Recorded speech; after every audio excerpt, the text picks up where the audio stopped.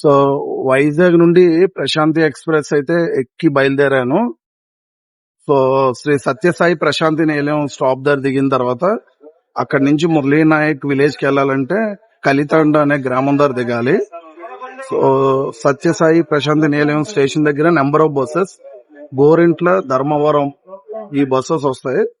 ఈ bus catch చేసుకుంటే గనక డైరెక్ట్ గా విలేజ్ దగ్గర దించుతారు కలితాండ.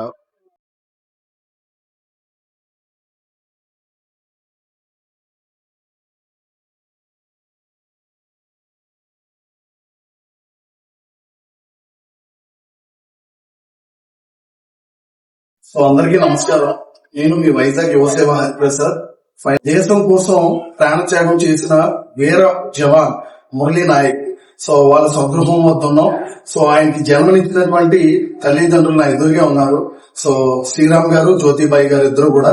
ఆ ఇన్సిడెంట్ జరిగిన దగ్గర నుంచి శ్రీరామ్ గారికి రెగ్యులర్ గా మంత్ ఒకసారి అలా ఫోన్ టచ్ లో ఉంటూనే ఉన్నాను. వినాయక చవితి పర్వదినాన్న ఆపరేషన్ సింధూర్ కాన్సెప్ట్ చేసి జవాన్కి అంకితం చేశాను.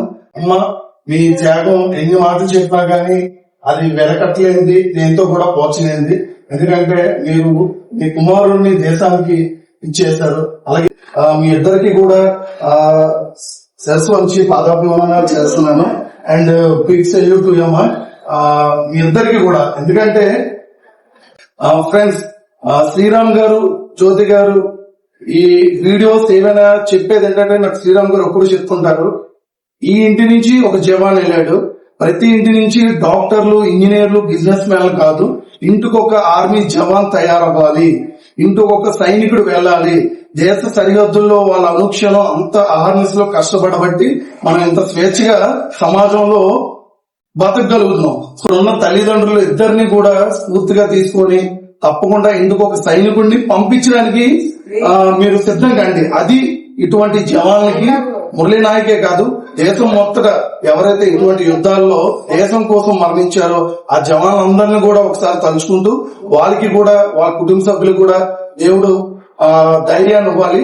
సో వీళ్ళందరికీ మనం ఇచ్చే గౌరవం ఏంటంటే, ఏదో ఒక రోజు శ్రద్ధాంజలి అని చెప్పి సెల్యూట్ టు జవాన్ కాదు, మన ఇంటి నుంచి ఎందుకు జవాన్ పంపకూడదు అన్న ఆలోచన ప్రతి ఒక్కరికి రావాలి. వైజాగ్ నుంచి హరిప్రసాద్ గారు కూడా ఈరోజు మన మురళీ నాయక్ కలితాండ గ్రామానికి వచ్చారు.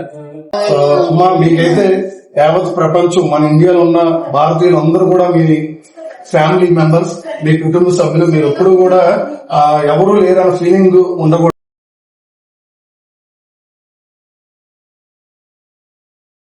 దేశం గురించి ఎప్పుడు ఏం చెప్పి, దేశం అంటే చాలా నాకు పిచ్చి ప్రాణం అమ్మా.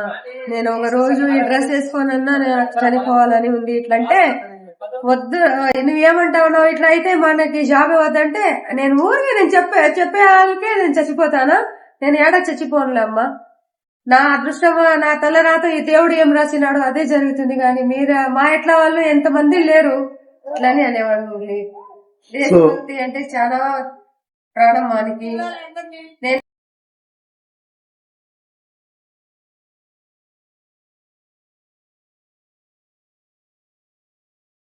సో శ్యామ్ బ్రదర్ కలిశాను. మురళీ నాయక్ కి బాగా బెస్ట్ ఫ్రెండ్. అండ్ బెస్ట్ ఫ్రెండ్షిపే కాదు, ఈయన కూడా అదే మార్గంలో అగ్నివీర్ కి ప్రయత్నించి మురళీ నాయక్ తో రిక్రూట్ అవ్వాలి, కానీ అప్పుడు కొంచెం మిస్ అయింది. కానీ ఇప్పుడు మళ్ళీ అదే ప్రయత్నంలో ఇప్పుడు షార్ట్ లిస్ట్ అయ్యారు. శ్యామ్ గారు, మురళీ నాయక్ ఎప్పుడు దేశం కోసం ఏం చెప్తుండేవాడు మీ సంభాషణలో? ఏదో ఒక రోజు ఈ యూనిఫామ్ వేసుకోవాలి ఖచ్చితంగా, మనము దేశం కోసం, మనము దేశంలో ఒక్క రోజైనా డ్యూటీ చేసి రావాలని చెప్తుండేవాడు, బాగా మోటివేట్ చేసేవాడు. సో ఈ విధంగా మీ స్నేహితుడు యుద్ధంలో ఒక వీరమరణం పొందాడు. అలాగే మీరు కూడా, మీకు కూడా ఫీల్డ్ అంటే ఇష్టం, మీరే విధంగా ఫీల్ అవుతున్నారు? చాలా ప్రౌడ్ గా ఫీల్ అవుతున్నానండి. యాక్చువల్ గా అది అందరికి రాదు ఆ వీరమరణం అనేది, చాలా లక్కీ ఫీల్ అవుతున్నాం. సో ఇంకా మంచిగా తను ఇన్స్పిరేషన్ చేసుకుని ఇంకా ముందుకు వెళ్తానని కోరుకుంటున్నాను. తప్పకుండా సార్, మీరు కూడా, మీకు wish you all the best. తప్పకుండా మీలాంటి వాళ్ళని చూసి యువత ముందుకు రావాలి, సైన్యంలో చేరాలి. జై హింద్. సో మురళీ నాయక్ గ్రామం అయితే ఇది కలితండ గ్రామం. ఈ రోడ్డు మీద ప్రాక్టీస్ చేస్తూ ఉండేవారు. నేను చెప్పలేదు, పంజాబ్ లో ఉన్నాను మమ్మీ, నేను సేఫ్ గానే ఉన్నాను, దేశం కోసం పాపం వెళ్ళిపోయారు. అక్కడ కూడా కంగారు పడతారని చెప్పలేదు. సౌండ్స్ కూడా వస్తున్నాయి. ఓకే. నేను మా తమ్ముడు ఇంకో తమ్ముడు అడిగేసి ఏం బాంబులు సౌండ్లు వస్తున్నాయి, ఫైరింగ్ సౌండ్లు వస్తున్నాయి, ఎక్కడ ఉన్నావు నువ్వు, అది ఇది చెప్తే నేను నాకు ఒట్టేయి, నీ ఎవరికి చెప్పొద్దు, నేను ఫలాని జాగాలో ఉన్నాను, యుద్ధానికి పోతున్నాను, నేను చనిపోతే మా మమ్మీ డాడీ నువ్వే చూసుకోవాలి అని చెప్పి అప్పుడు చెప్పాడు సార్, మా తమ్ముడితో చెప్పాడు. ఓహో